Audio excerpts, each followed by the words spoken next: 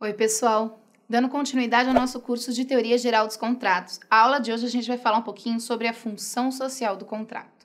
E para começar a aula, eu já digo que essa ideia de função social dos contratos está materializada no nosso Código Civil de 2002, lá no artigo 421, que diz que a liberdade de contratar será exercida em razão e nos limites da função social do contrato. Isso significa que os contratantes têm toda a liberdade para contratar, mas que ela acaba tendo algumas regras quando a gente trata tanto do objeto quanto do conteúdo deste contrato. Por que isso acontece? Porque a função social do contrato atinge diretamente a ideia da prevalência dos interesses coletivos frente aos individuais. O que a gente tem que ter em mente é que a função social do contrato tem como propósito a ideia de sua finalidade. A existência do contrato tem que ter um propósito, tem que ter uma finalidade.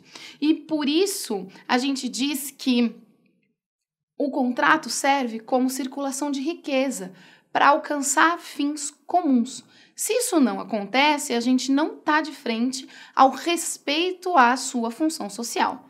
Por exemplo, se eu trato para vocês de uma sociedade advocatícia e eu, no contrato social, estabeleço que dos 2 sócios que eu escolhi, apenas um vai receber todo o prejuízo e o outro todo o lucro, esse contrato não está respeitando a sua função social, porque o seu propósito, a sua finalidade de existir, não está sendo alcançada. Tendo isso em mente, é importante a gente entender que a ideia fundamental que está por trás dessa função social do contrato é uma limitação na autonomia da vontade. Por quê? Porque a gente precisa respeitar os interesses sociais. Bom, nessa situação a gente precisa analisar os contratos de 2 ângulos. Um dos interesses entre as partes e o outro dos contratantes com relação à sociedade e os terceiros. Quando a gente fala do interesse entre as partes, a gente está falando de analisar as cláusulas, sabendo se não existe nenhuma abusividade que pode gerar algum tipo de nulidade no final. Isso a gente chama de justiça interna do contrato.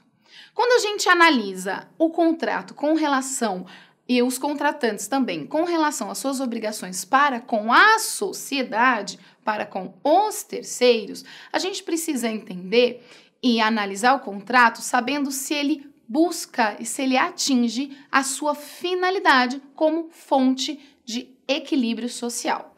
Essa é a base da existência da função social do contrato.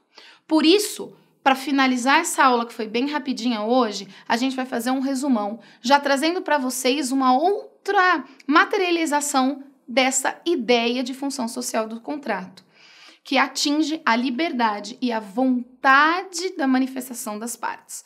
Olha só, lá no artigo 2035 do Código Civil de 2002, a gente tem, inclusive, que toda convenção prevalecerá sempre que respeitada a função social dos contratos. E assim a gente finaliza a aula de hoje. Eu agradeço muito vocês e espero vocês para a próxima aula.